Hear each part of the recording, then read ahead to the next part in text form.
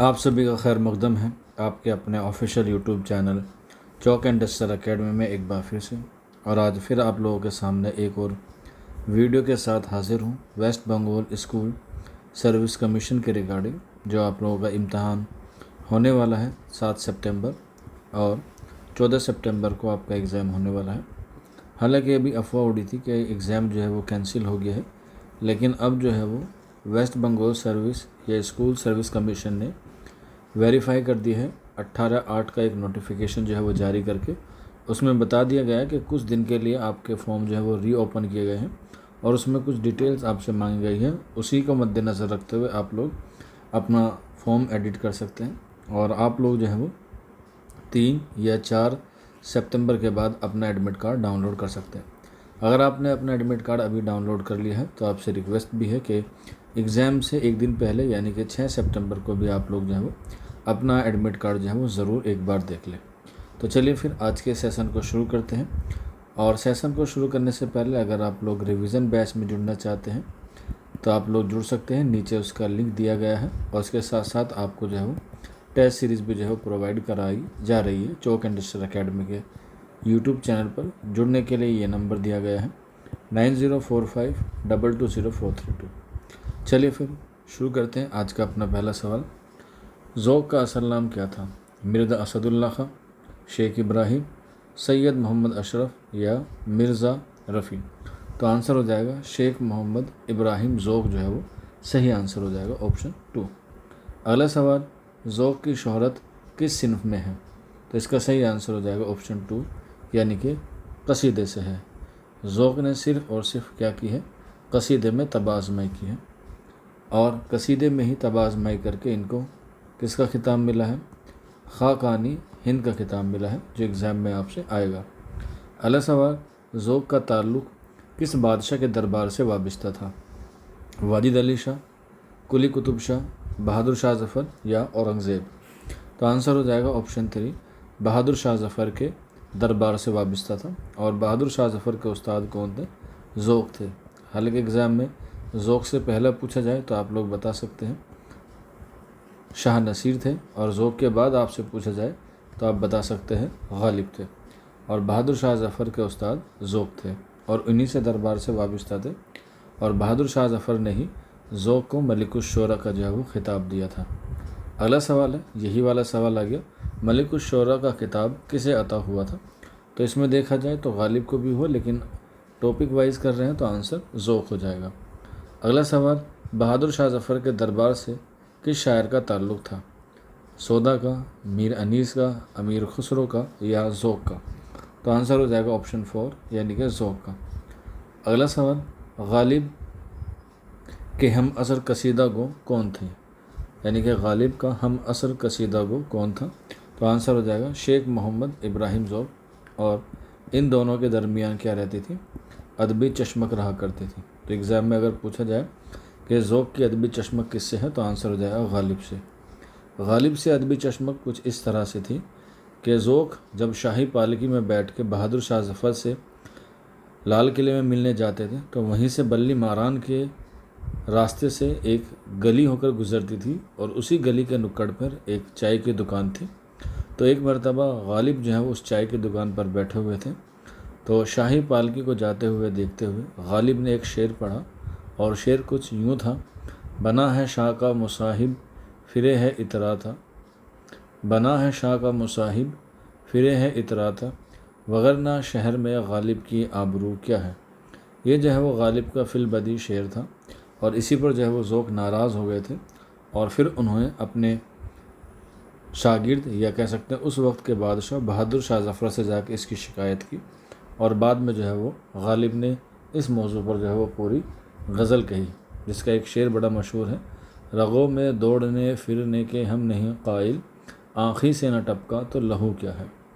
अगला सवाल है क्वेश्चन नंबर 7, खाकानी हिंद किस शायर को कहा जाता है? तो आंसर हो जाएगा ऑप्शन 3 शेख मोहम्मद इब्राहिम ज़ौक़ को खाकानी हिंद का शायर कहा जाता है। वहीं पर आप लोग नासिक को लिख लीजिएगा, इनको अदबी डिक्टेटर कहा जाता है।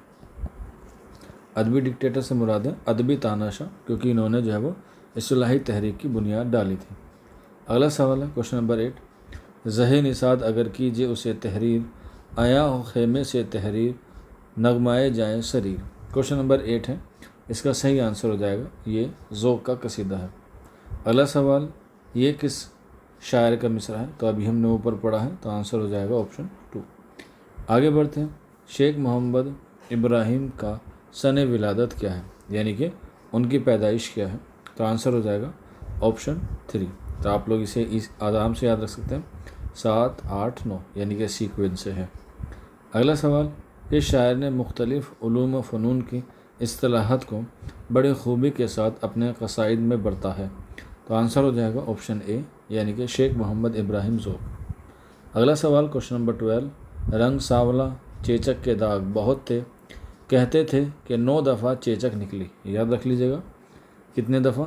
9 दफ़ा चेचक निकली थी, मगर रंगत और दाग कुछ ऐसे मुनासिब और मौजू वाक़े हुए थे कि चमकते थे और भले मालूम होते थे।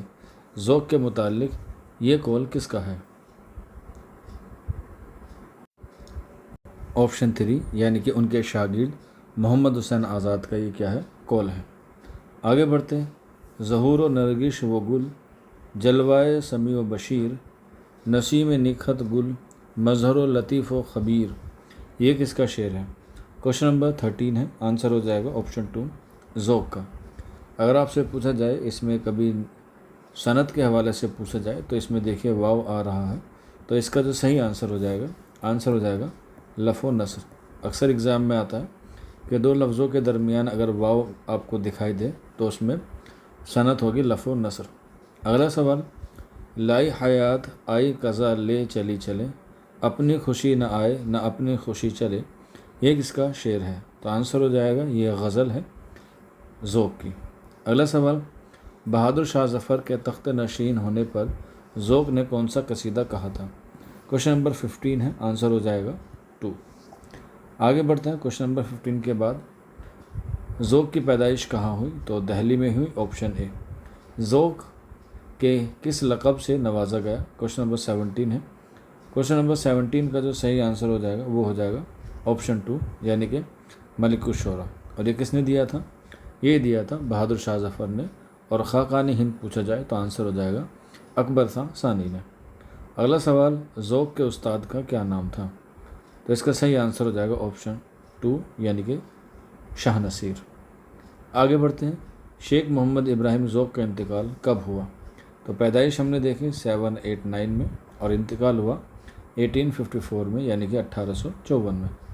अगला सवाल, ज़ौक़ के वालिद का पेशा क्या था? क्वेश्चन नंबर 20 है, तो सही आंसर हो जाएगा ऑप्शन 2, यानी कि दर्जी।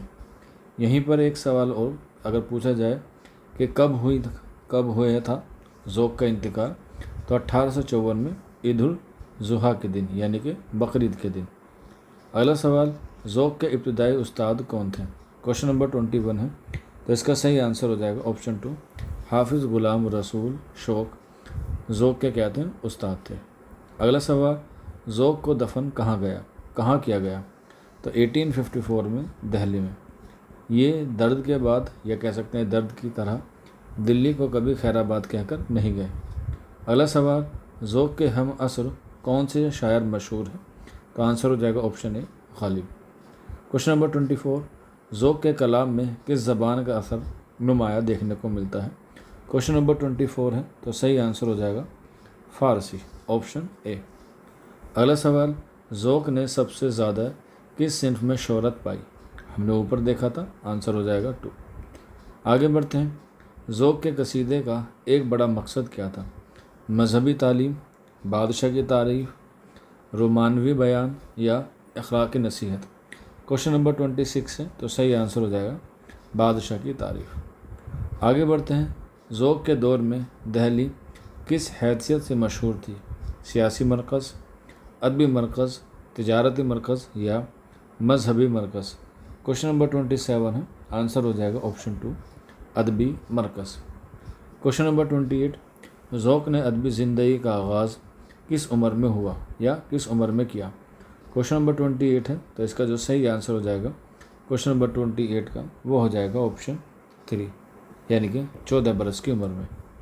अगला सवाल, ज़ौक़ ने अपने कलाम में ज़्यादातर किस सिन्फ को नज़रअंदाज किया है? क्वेश्चन नंबर 29 है, तो आंसर हो जाएगा ऑप्शन ए यानी कि मरसिया।